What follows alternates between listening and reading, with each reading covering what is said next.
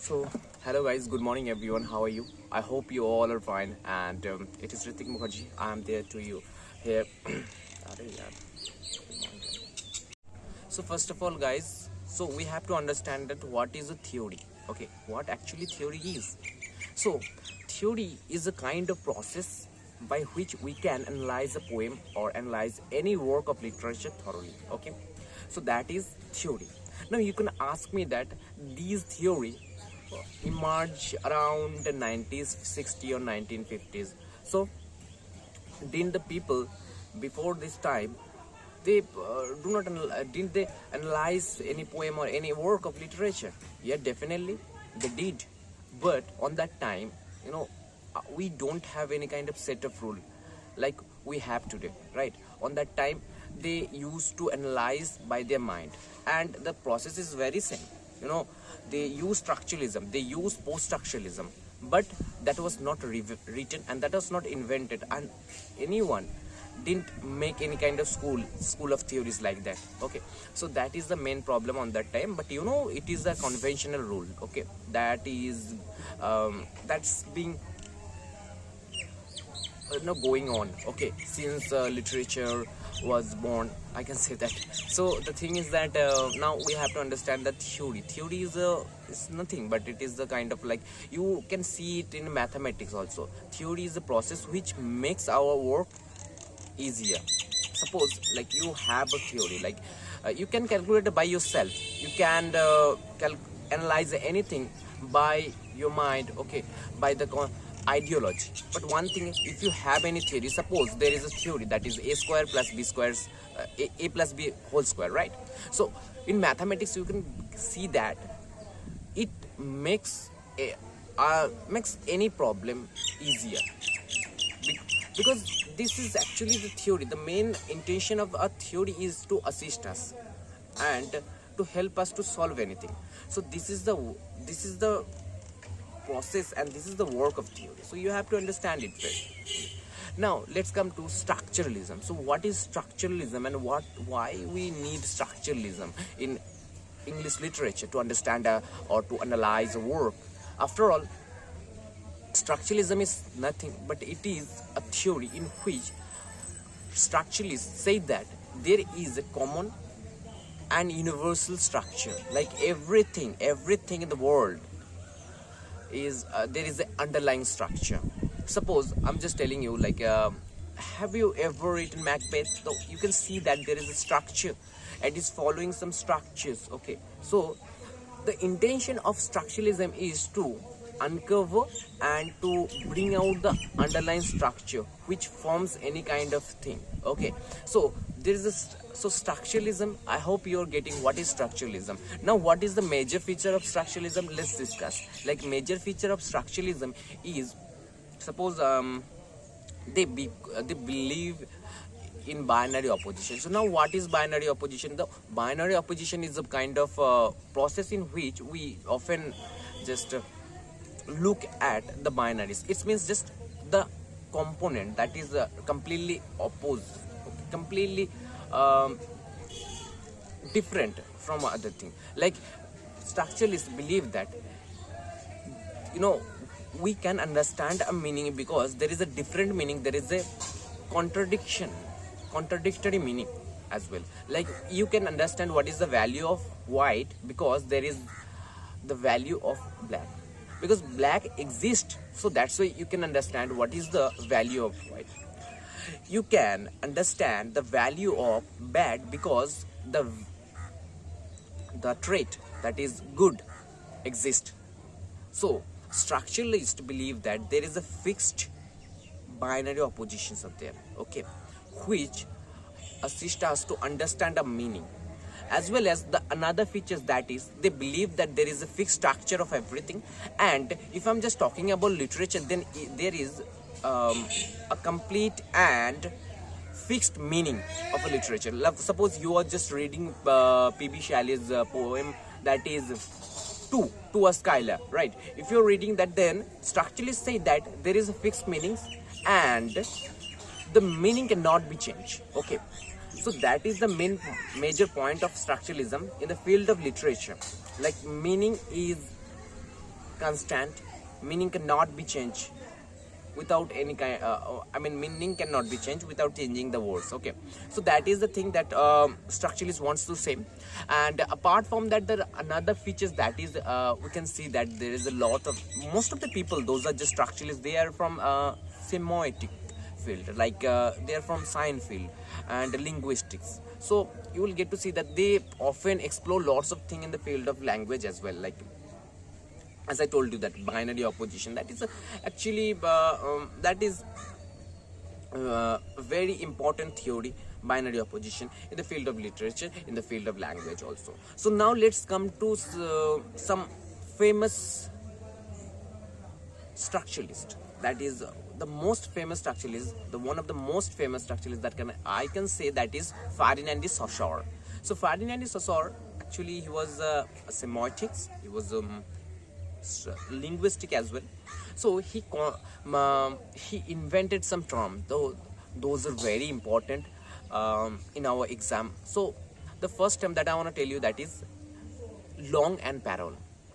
So the concept of long and parallel, we have to understand that what is long and what is parallel. So according to Saussure, language is formed by some structure. Okay, so now what is long? Long is the set of, I can give you the I can just give you example, and I can exemplify you, and I can give you the definition with the book's words, but I'm not gonna do that, because my intention is to make you obvious. Okay, you are the student of literature and you can define it, but you have to understand it first, right? So I'm gonna explain you in the way where you can understand this properly, right? So now what is long? Suppose this is grammar. Okay, this is grammar. Suppose you are speaking, so you are following a particular grammar like SVO.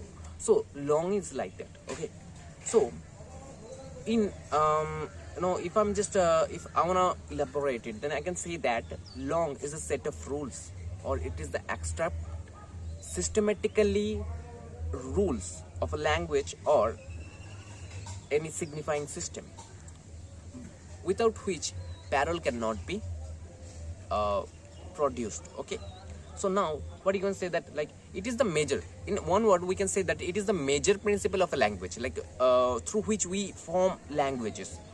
Okay, suppose you don't know how to form English, okay, how to speak English, how to form structure English language, the structure that is we have in our hand, that is SVO, and you are not familiar with this structure, so it is not possible for you to make any sense, right?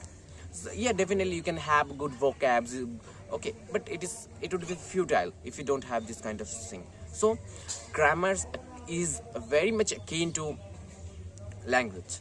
And another thing, that is parallel. So what is parallel? Parallel is nothing but it is the outcome of implying the rules of long. Okay, suppose whenever it is the in broader sense we can say that this is the concrete instances of the use of parallel. Like while you are just using parallel and you are trying to use language, while you are just implementing the rules to form a language, then the outcome that you are getting, that is parallel. Okay, I hope it is clear to you. Now the second thing, that is signifier, sign, signifier and signifier. That is also very much important and momentous theory that was given by Ferdinand de Saussure. So like what is sign, signifier and signifier? If I'm just talking about sign, so sign means something that convey anything. Okay, like just the famous I'm gonna exemplify you, that is I know that you all have seen that the traffic light, right? So you can see that the traffic light, they convey something, man, right? This convey some messages for you. Like suppose there is a green light, then definitely after watching the green light, then you will go, okay, and after watching red light you will stop, right? So actually, so that is sign. Sign means that which convey anything, that is sign. And now what is signifier? Signifier is the form that a sign takes, that is signifier. Like sign is trying to convey some messages. Now he needs a medium. Suppose I'm just talking to you. Now the sound that is producing from my mouth, that is signifier. Suppose there is a dog, okay, D-O-G, dog, D-O-G, dog. Whenever I am just suppose I have written that D-O-G, dog, so it is sign, okay. Now the dog, D-O-G, dog, the sound I'm just uttering, that is signifier. And the concept that you are getting after hearing me, suppose you are just thinking, okay, dog means the animal that that is a roam here and there, just possess 4 legs, that is dog. Okay, so I know that the concept and the image that is hovering upon your mind, that is just lurking inside you, so that is dog. So now that is the main thing, like by which I'm trying to convey my message towards the listener, that is signifiers. And the concept that you are getting after receiving a signifier, that is signified. So it was just the major theory. So I hope you're getting it very simply, okay. And the second thing is that synchrony and diachrony. What is synchrony and what is diachrony? So synchrony is nothing but synchrony is like the study of language as it is, without regarding the history of this language or without regarding the history of the words, okay. And meanwhile, what is diachrony? Diachrony is nothing, it is the study of the history and evolution of a language or evolution of a word.